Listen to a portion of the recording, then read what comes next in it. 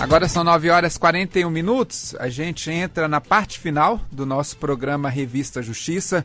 Vamos falar um pouco sobre delação premiada relacionada à Operação Lava Jato. Quem conversa com a gente é o Dr. Fábio Medina Osório, advogado, doutor em Direito Administrativo pela Universidade Complutense de Madrid e mestre em Direito Público pela Universidade Federal do Rio Grande do Sul. É professor e presidente do Instituto Internacional de Estudos de Direito do Estado. Dr. Fábio Medina Osório, seja bem-vindo à Rádio Justiça. É uma honra tê-lo aqui conosco.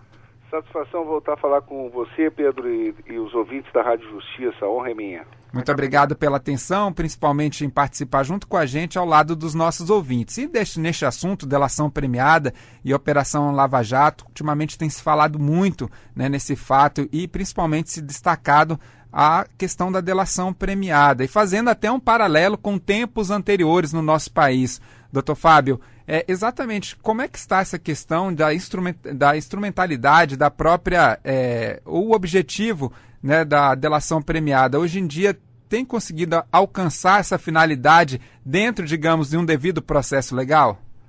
Sem dúvida, Pedro. A previsão legal amparada na Lei 12.850 de 2013, que foi sancionada inclusive pela presidente Dilma Rousseff, e disciplinada o Instituto da Colaboração Premiada nos artigos 4 a 7º dessa lei, de modo muito pormenorizado e em total consonância com as previsões dos tratados internacionais dos quais o Brasil é signatário.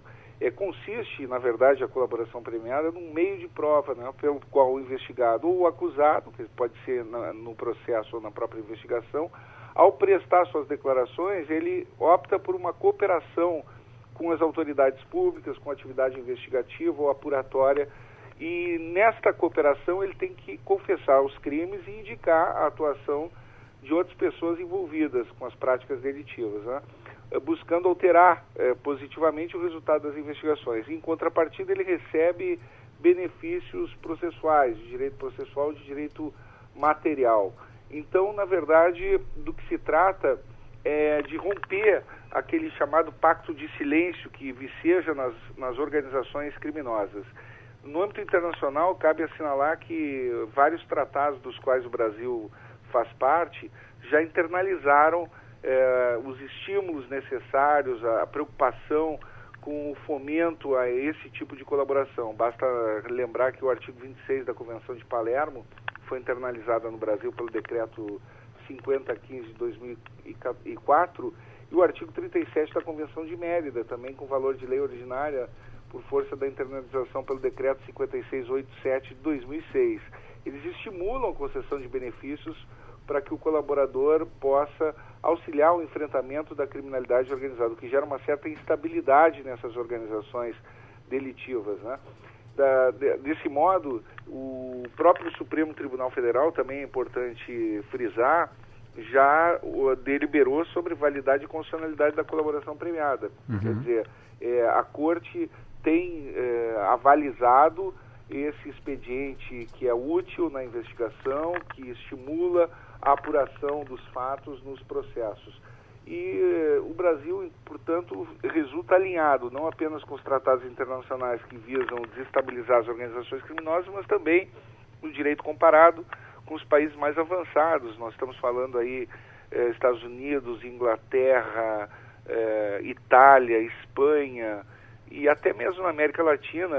Há que se ressaltar aqui a Colômbia. A experiência colombiana tem sido muito proveitosa no desmantelamento de organizações criminosas. Portanto, não se pode negar essa realidade e é um instituto que, pelo seu regramento detalhista na Lei 12.850 de 2013, ele permite o exercício dos direitos de defesa, participação dos advogados, um direito ao devido processo legal e resguardando, quer dizer, o direito fundamental à presunção de inocência na medida que a pessoa não é obrigada a participar dessa cooperação, mas legitimamente o Estado oferece benefícios para que isso aconteça.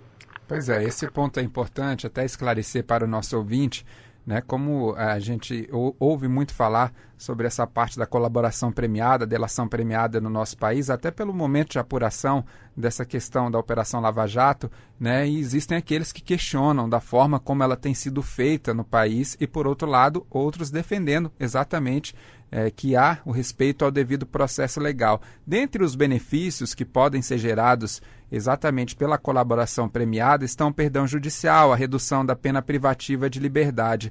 Agora, a questão de se responder o processo em liberdade ou não, isso também faz parte dos benefícios de uma delação, uma colaboração premiada, doutor Fábio, ou não? Ou já há uma previsão já dentro do sistema que a pessoa deve responder o processo em liberdade?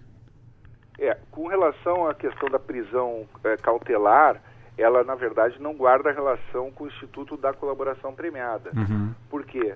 A prisão cautelar, e me parece que esse é o caso na Lava Jato, que tem acontecido, ela precisa estar amparada ou em pressupostos de preservação da ordem pública, ou para garantia da coleta de provas na instrução criminal, ou para garantia da aplicação da lei penal.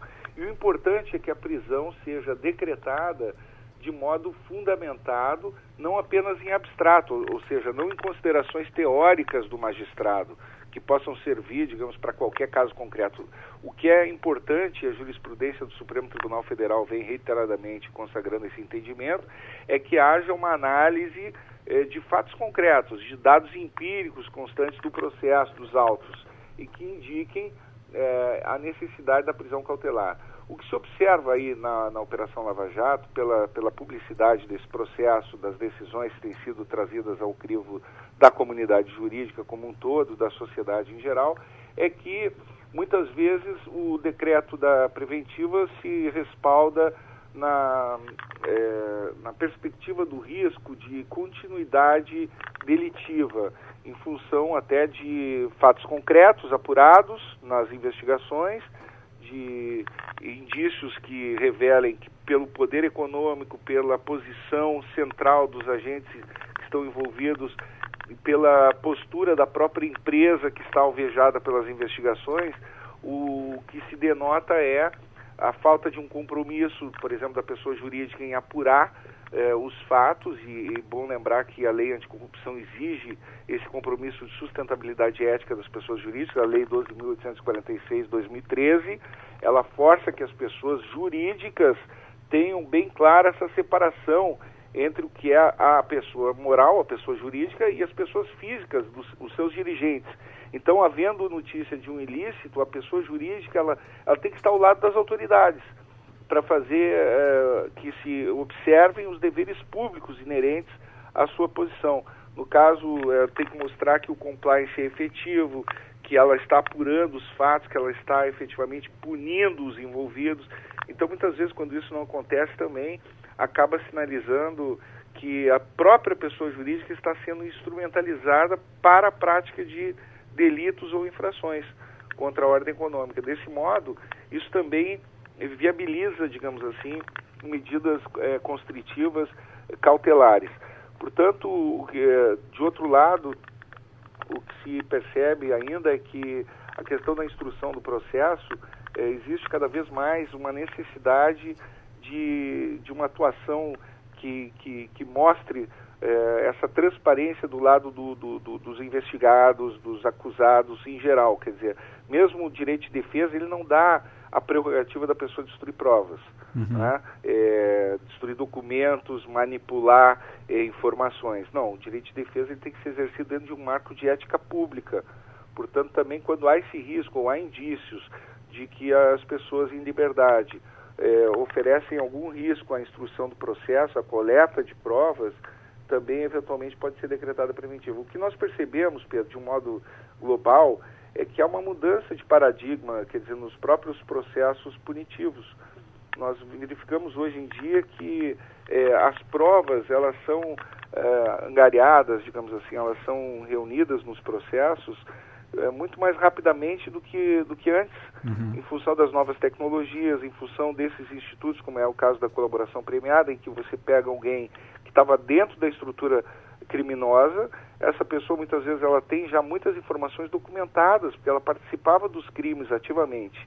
Então ela traz as provas, quer dizer, a colaboração ela viabiliza como meio de prova que a pessoa em troca dos benefícios processuais que lhe serão concedidos, até mesmo perdão judicial ou redução das penas ou outros benefícios, ela aporte documentos indicando a viabilidade de punir terceiros que não estavam sendo alcançados pela organização, pela investigação, pelo trabalho das autoridades. Então, nesse sentido, essa documentação é trazida de modo muito robusto logo no início. E os advogados, então, têm que se debruçar. Antigamente, não, eles deixavam para se debruçar sobre a prova lá mais adiante por ocasião da sentença, para analisar o mérito. Hoje em dia, você já tem que analisar esse mérito quase antecipadamente, tem que analisar e mostrar que não há plausibilidade nos processos, que não há razoabilidade, que aquelas provas são frágeis, tem que ter versões críveis. Então, a dinâmica dos processos mudou muito com a velocidade das sociedades globais hoje, contemporâneas, que exigem, quer dizer, que mostram essa eficácia maior das instituições fiscalizadoras na coleta de informações. O senhor falou muito bem, doutor Fábio, sobre os meios de provas, né, que são apresentados, documentais, testemunhais, as provas periciais. E eu gostaria de saber como é que fica a questão do valor, né, do próprio delator, aquele que colabora. Como é que fica essa parte da prova por ele produzida? Porque se questionou muito, falaram, não, o delator, na verdade, ele é um traidor, né, ele não deve ter valor aquilo que ele fala. Se tentou até desqualificar a figura do delator em algumas entrevistas que foram dadas. Como é que fica essa questão do valor da prova que é produzida pelo próprio delator? Então, na verdade, não é a palavra do delator em si, que é uma espécie de chamada de corréu, que ele confessa os crimes, que tem um valor autônomo. Na verdade, a incriminação que ele gera contra terceiros, ela não terá valor se não for amparada em documentos e provas produzidas por ele. Uhum. E que provas podem ser essas? Podem ser produzidas. Por exemplo, nós estamos falando lá na Lava Jato, um empresário que estava, digamos assim, numa relação de corrupção com funcionários públicos e dentro da sua empresa ele fazia filmagens, quer dizer, são provas lícitas. Ele pode filmar, ele pode ter um ambiente filmado dentro da sua empresa e ele vai entregar para as autoridades. Isso aí não viola nenhum sigilo do corrupto que estava se relacionando com ele dentro daquela organização empresarial. Ao mesmo tempo, quer dizer, ele pode fornecer e-mails, ele pode fornecer números de contas bancárias, extratos, ele pode dar o rastreamento todo dos ativos, né? Nós não podemos esquecer, no artigo 26, parágrafo 1º, letra B da Convenção de Palermo, que se fala na importância da colaboração para a localização e recuperação de ativos, que é uma grande preocupação contemporânea das autoridades, tentar recuperar esses ativos que foram desviados. E que aí na Operação Lava Jato se estima que está num patamar estratosférico que nunca se viu antes no Brasil. Então nós estamos falando de mega estruturas com tentáculos institucionais, eventualmente até com ramificações para financiamento de campanhas eleitorais e que obviamente precisa ter um enfrentamento mais contundente, mais rigoroso por parte das autoridades públicas. Um juiz ele não pode ser um ser ingênuo, ele não pode ser um ser isolado do mundo que o cerca. Uhum. Então ele precisa olhar essas provas que são produzidas e da mesma forma os operadores jurídicos, os advogados que se movimentam aí nesse terreno, eles precisam avaliar os cenários de risco para os seus clientes e eventualmente até optar por uma cooperação com as autoridades, sempre lembrando que essa colaboração ela tem que ser efetiva, né? Ela não pode ser tautológica, não pode ser repetitiva, não pode ser despicienda para um avanço naquele estágio onde ela entrar, seja nas investigações, seja no processo. Eu sei que é muito difícil falar sobre a questão do tempo no processo, até por conta dos atos processuais, da complexidade de determinadas causas. A gente viu isso aqui na ação penal número 470, que o Supremo julgou, né, o caso popularmente conhecido como Mensalão. O senhor acredita que a complexidade daquele caso se assemelha a esse da Operação Lava Jato, até em relação à tramitação processual, deve ser um pouco mais devagar por conta exatamente dessa complexidade, doutor Fábio? Os processos, justamente, eles têm, quer dizer, uma tendência, principalmente esses maxi-processos que se chama, né, como se chamava na Itália, na Operação Mãos Limpas, quando se falava num maxi-processo que gerou centenas de condenações, eles têm que ter uma tramitação muito peculiar.